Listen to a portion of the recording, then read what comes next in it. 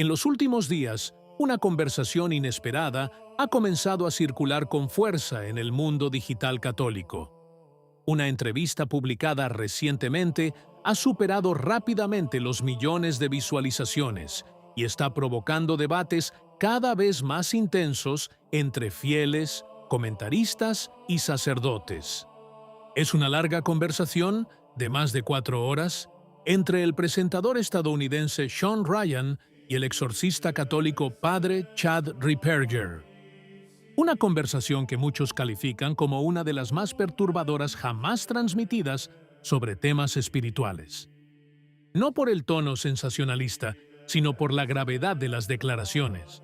Y, sobre todo, por una frase que, en cuestión de horas, resonó en todo el mundo católico. Durante la entrevista, de hecho, el padre Ripperger aborda un tema que circula en los pasillos más tranquilos de la Iglesia desde hace décadas. La posibilidad de que fuerzas espiritualmente oscuras se hayan infiltrado en la propia estructura eclesiástica. Esta no es una teoría improvisada.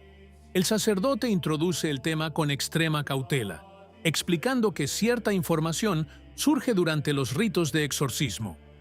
Según su relato, en determinadas circunstancias, los demonios obligados a manifestarse durante los exorcismos revelaban no solo pecados individuales, sino también detalles sobre las actividades y comportamientos de personas en los niveles más altos de la estructura eclesiástica. Es en este punto que el presentador plantea una pregunta directa, la que muchos han estado esperando. ¿Hasta dónde llega todo esto? ¿Hasta dónde llegarían estas infiltraciones dentro de la Iglesia? La respuesta del exorcista es breve, pero suficiente para iniciar un debate. No exactamente en la cima, pero sí muy cerca. Una frase que no menciona nombres ni individuos, pero que sugiere un problema muy cercano a los niveles más altos de la jerarquía. El sacerdote explica que durante algunos exorcismos surge información muy específica, rituales, prácticas espiritualmente oscuras e incluso los nombres de las personas involucradas. No solo en su caso, añade, sino también en el de otros exorcistas.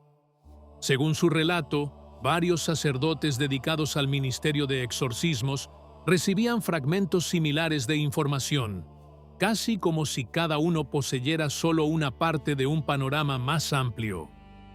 No se trata, insiste, de acusaciones públicas ni de pruebas legales, sino de elementos que surgen durante las batallas espirituales, cuando los demonios se ven obligados a hablar.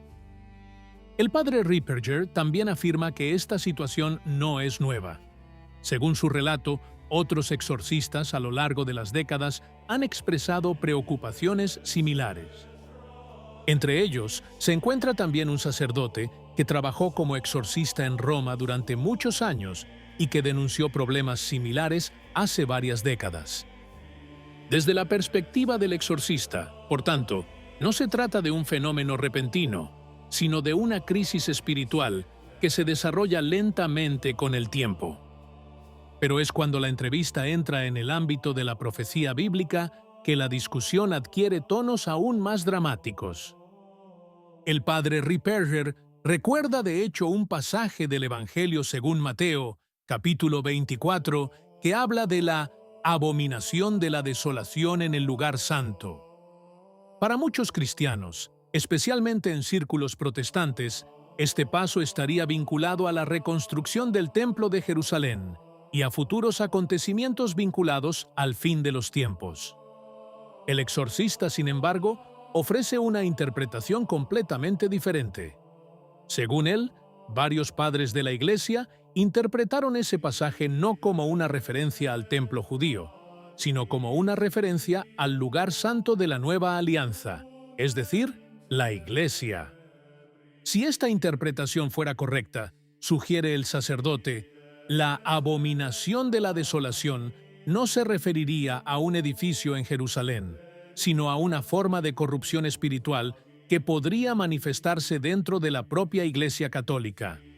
No significaría la destrucción de la Iglesia, porque, según la doctrina católica, la Iglesia no puede ser destruida, sino una fase de compromiso moral y espiritual dentro de ella. Es precisamente en este punto que la entrevista adquiere un tono casi apocalíptico. Según el padre Ripperger, la crisis moral que vive el mundo occidental podría estar relacionada precisamente con la crisis espiritual de la Iglesia. Su explicación se basa en un principio teológico muy antiguo. La Iglesia es el cuerpo místico de Cristo, y a través de Cristo fluyen las gracias divinas que sustentan al mundo. Esto no significa que solo los católicos reciban la gracia. Esto significa, sin embargo, que la Iglesia sería el instrumento a través del cual se derramarían muchas gracias sobre la humanidad. Si la vida espiritual de la Iglesia se debilita, argumenta el exorcista, el mundo también sufre las consecuencias. Y aquí propone una teoría que ha atraído mucha atención. Según él, suele haber un lapso de 10 o 20 años entre la crisis moral de la Iglesia y la crisis moral de la sociedad. Primero se debilita la disciplina espiritual entre el clero. Luego el desorden moral se extiende por todo el mundo. La entrevista también menciona un episodio histórico muy significativo. En 1960, un documento enviado por el Vaticano a los superiores de las congregaciones religiosas les instaba a suspender la ordenación de 3 categorías de candidatos: hombres con tendencias no heterosexuales, hombres involucrados en conductas sexuales inmorales y hombres que no están dispuestos a vivir la castidad sacerdotal.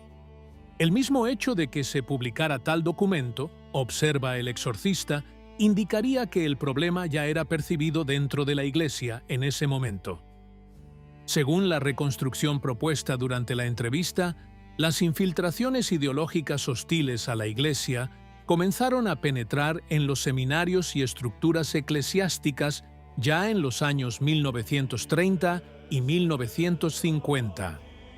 Una vez en posiciones de autoridad, estas influencias habrían favorecido el ingreso de candidatos problemáticos al sacerdocio, creando una crisis que luego tendría consecuencias visibles en los años venideros. Esta es una reconstrucción sumamente controvertida.